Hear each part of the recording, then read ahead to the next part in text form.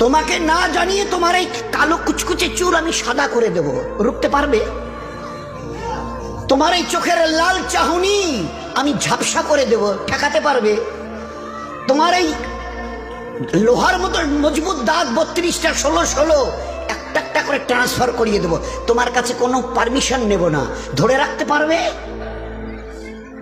এইভাবে আস্তিন গোটানো মাসল ফোলানো ধরে রাখতে পারবে তো? এরকম করবে না তো?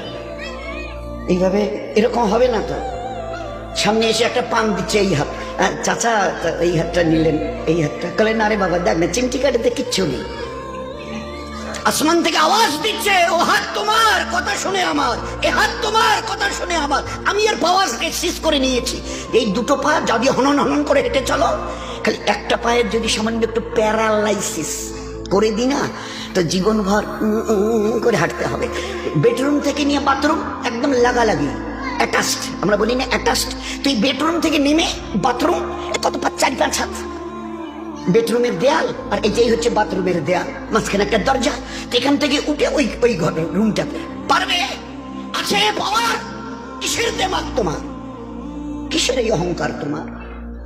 শুনুনি কোনোদিন নবীজির কাছ থেকে অহংকার, তাকাব্বুর এটা আমার চাদর, বড়াই এটা আমার চাদর, আল্লাহ বলছেন।